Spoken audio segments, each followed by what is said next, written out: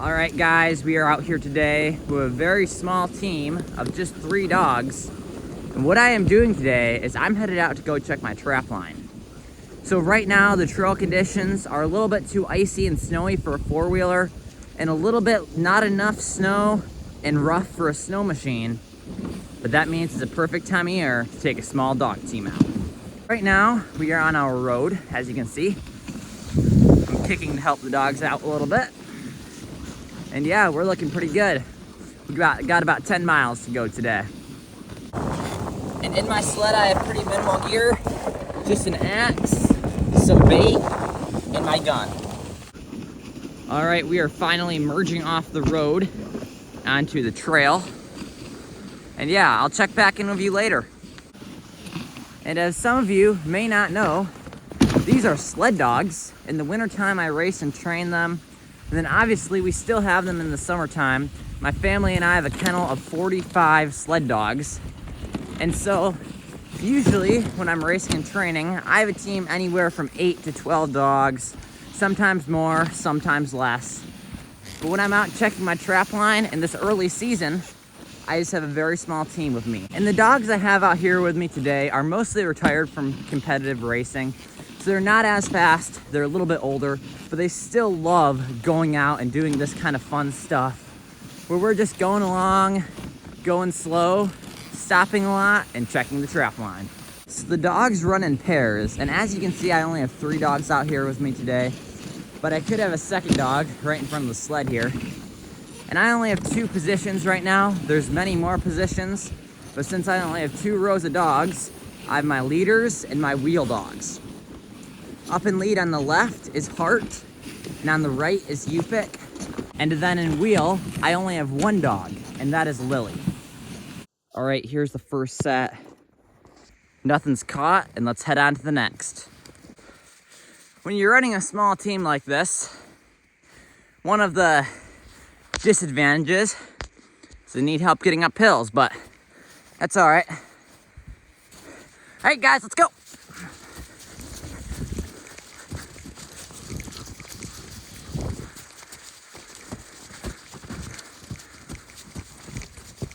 Good dogs. Good job, guys. And there we go.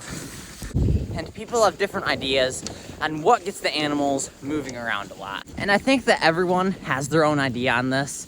Some people say a good hard cold snap really gets those animals moving. Personally, I do not agree with that. I think that the warm weather gets the animals moving. It's been about 10 below out at our house lately.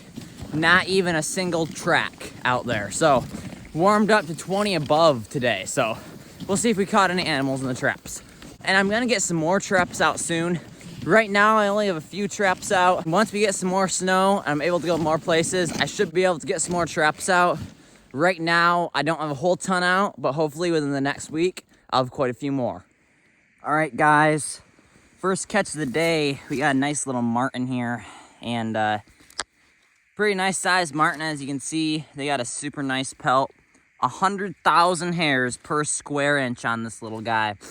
And a lot of people ask me what I use my furs for, and I sell some of my furs, but there is nothing that man has made that is as warm as fur.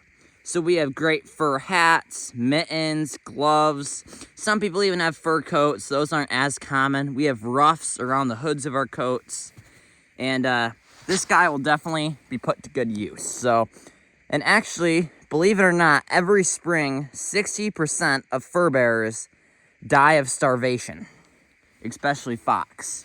So when you trap animals, it actually helps keep more alive, since that way there'll be more food for those animals that are left. So it may be hard for some people to understand, but it may be able to bring that percentage maybe down to 40% of fur bearers die every spring instead of 60. We're all reset up and ready to go.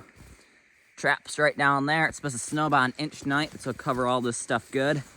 Put some brush over here to try and coax animals over. And this is actually a trap for fox and coyote, lynx, stuff like that. A swing and a miss on this set right here. The trap set off, the bait's gone. So let's get this guy set back up real quick and move on to the next.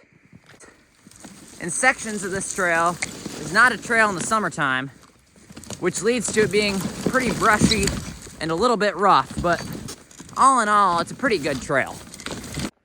Sometimes you have to go around things like large downed trees. And those things can be cut out later in the season, the trail made better, you know. But right now, I just have an axe out here with me today, and I don't feel like chopping through that giant willow with the axe. I do a lot of tree chopping with the axe and hatchet, but not that big willow today. And I definitely would if I had to, but it would take me the better part of half an hour, and I'm not gonna take that time today. All right, guys, right here, we have one of my ermine boxes. Nothing in the ermine box today. I already checked it, but this guy's caught me a couple ermine so far this year, so maybe we'll get another one. And yeah, we got a couple more traps to check on this line, and then we're gonna head back and check a few more random ones. And this is about half my line that I'm checking today. I kind of check one half one day, one half the next day, and then hopefully once the season goes on, I'll be able to connect the two lines and check them all on the same day. But yep, we're gonna head on to the next.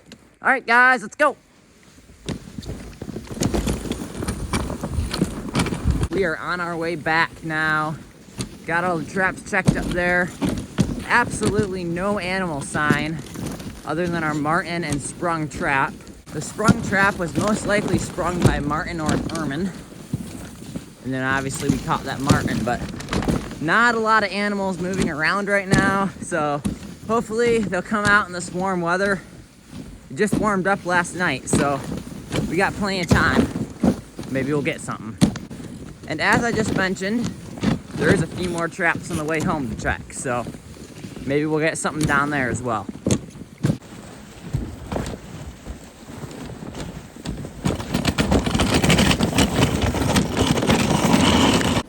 So now I got all my traps checked. No animals moving around, didn't catch anything. And that is 99% of how trapping goes. A little bit of overflow right there. There's a lot of checking traps and not catching anything, but it's that 1% of the time that makes it worth it. And today, we didn't catch anything big, but I'm sure not gonna complain about the marten. We had that one other sprung trap, and maybe we'll get a marten in that next time. Who knows? We're gonna keep on going and be back out here tomorrow. And I think as I was mentioning earlier, I don't have a lot of traps out right now, just waiting for the ground to freeze up a little bit, and then should be able to get like 5 times as many as I have out right now. So I'm gonna get a whole lot more traps out. I should have about 120 or so out there once the creeks freeze and we're able to get to my entire lines. So I'll have a pretty decent sized line. Some people have thousands of traps. So not a huge line, but I should be catching plenty of animals for me. And yeah, all my sets look super good. We just need some animals to start moving, and that hopefully will happen pretty soon. If you enjoyed watching this video, you can do any of these 3 things. Like, comment, subscribe. It really helps grow my channel, and thank you. That way, also, you won't miss out on any of my gold mining, mushing, fishing, hunting, and trapping adventures. And with that, thank you again for watching Thale, Randall's, Alaska, and I'll see you next time.